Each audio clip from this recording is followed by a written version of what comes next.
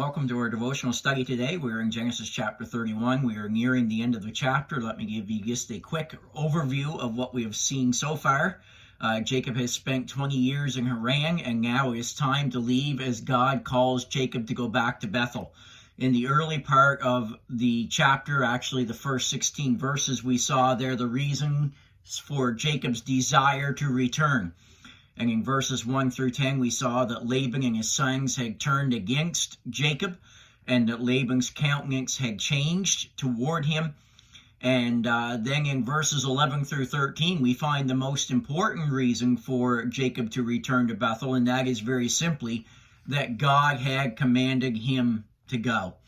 And as we looked into verses 14 through 16, we saw that Jacob also wanted to go back because not only had Laban wronged him, but Laban had also wronged his daughters who were married to Jacob. The most important reason of all why Jacob wanted to go back was found in verses 11 through 13, and that is God's command to go back. And that alone, friends, is enough for Jacob to go. When God instructs us to do something, we should need no further reason. We should understand that we have all the reason that we need to do what God has called us to do when we have that command of God. Then in verses 17 through 55, we saw Jacob leave the land of Haran. We saw in verses 17 through 21 that Jacob flees secretly for fear. And then in verses 22 through 24, we saw how Laban pursued Jacob. And then as he caught up to Jacob in verses 25 through 35, we saw the angry accusations of Laban that he made toward Jacob. And then the last day that we were together, we saw Jacob's angry reply in verses 36 through 42. And so today we want to look at, today and tomorrow, we're going to look at the covenant between Jacob and Laban. And we find that in verses 43 through 55. It says there in Genesis 31:43, and Laban answered and said unto Jacob, These daughters are my daughters, these children are my children, and these cattle are my cattle, and all that thou seest is mine. And what can I do this day unto these my daughters, or unto these their children which they have borne? Now therefore come thou, and let us make a covenant, I and thou, and let it be for a witness between me and thee. And Jacob took a stone, and set it up for a pillar. And Jacob said unto his brethren, Gather stones, and they took stones, and made an heap, and they did eat there upon the heap. And Laban called it Jegar-Shadutha, but Jacob called it Galeed. And Laban said, This heap is a witness between me and thee this day, therefore was the name of it Galeed.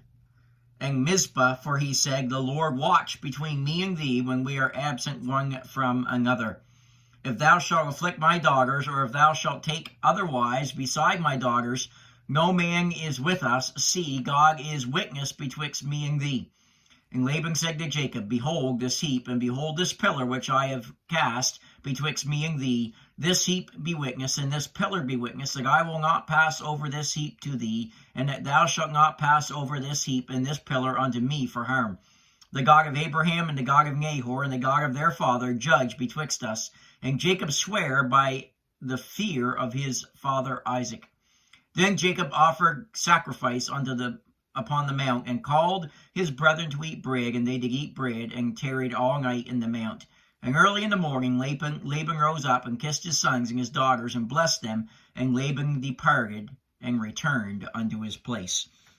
So as we come into these verses, we see there the covenant between Jacob and Laban, and I want you to keep in mind that as we look into these verses, we see here that the encounter that Jacob had with Laban at Gilead ended peacefully. The peace was secured through a covenant that is talked about in these verses. Notice in verses 43 and 44 that Laban proposes a covenant there.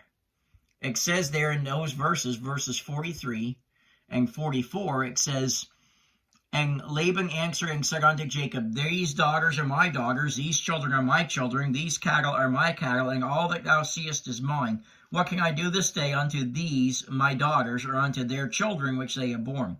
Now therefore come thou, let us make a covenant, I and thou, and let it be for a witness between me and thee. So, Keep in mind that in the verses prior to this, we saw Jacob's angry reply to Laban, and he dealt with some issues in verses 36 through 42. And now as Laban proposes this covenant, what he's doing is he's skillfully avoiding answering the charges of Jacob, and he's doing it for a very obvious reason. He knows that the things that Jacob are saying are true. So rather than trying to answer to those things, he simply says, let's make a covenant between us. And he refuses to answer the comments and the charges that Jacob makes against him. And the heated discussion of Laban and Jacob here ended with Laban making this proposal for a peace covenant. We see here that it was Laban that proposed a peace covenant. That says plenty about Laban and his situation. Jacob, in the verses prior to this, had rebuked Laban strongly, and Laban could not refute the rebuke. He didn't really have a leg to stand on because he knew the things that Jacob were saying were true. He had attacked the person of Jacob for unwarranted reason, and he knew that Jacob was right, and so did the men that Laban had brought with him. So Laban, to save face, proposes this peace covenant here. And he encourages that a stone memorial be erected as a witness or as a testimony. And then we're going to notice the words that Laban puts in the covenant, that Laban words this covenant a certain way. But as we look here, we see that it talks about the fact of these heaps being a heap of witness and the Lord watching between them when they're apart. Now, we need to understand, friends, that Laban is the one who desired to harm Jacob. Jacob has never once desired to harm Laban. And you can see Laban's attitude toward Jacob when Laban says, you've changed my way, or Jacob says, Laban, you've changed my wages 10 times and all of that. And he still looks at him and he says, these daughters are my daughters, these cattle are my cattle. And he refuses to acknowledge that which Jacob has earned through his hire over the 20 years that he's been with him. And now he desires to set up this memorial or this witness or this testimony. And they do that in verses 45 through 47. And really what we see there is more than anything is it's a witness, it's a testimony of the fact that Laban is not going to go across from that area to harm Jacob, and that Jacob is not going to harm Laban.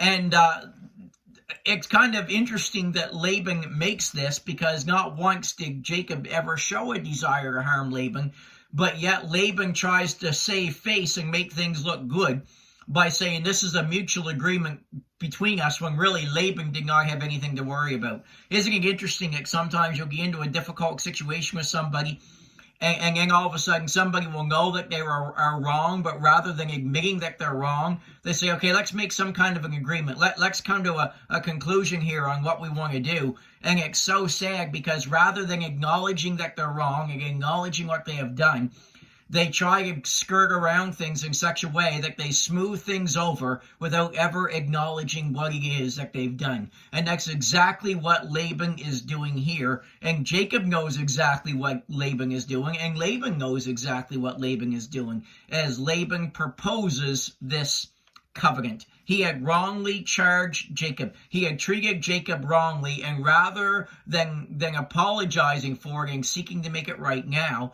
he seeks to gloss the whole thing over with a peace covenant. Friends, let me encourage you, when you wrong someone, you do all that you can do to make it right. And I'm just not talking about trying to make a peace treaty. I'm talking about owning up to what you have done. I'm talking about owning what you've done and saying, listen, I did wrong and this is what I did, and I'm asking you to forgive me. And when you are on the side that you've been wronged, understand it's not your place to seek revenge.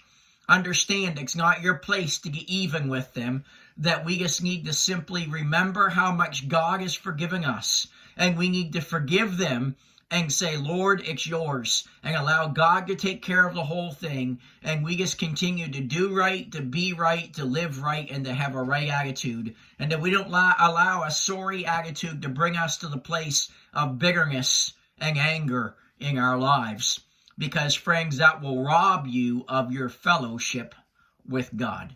So let me encourage you, in each situation, that we seek to be careful, that we do what is right in the eyes of God. Have a great day, friends.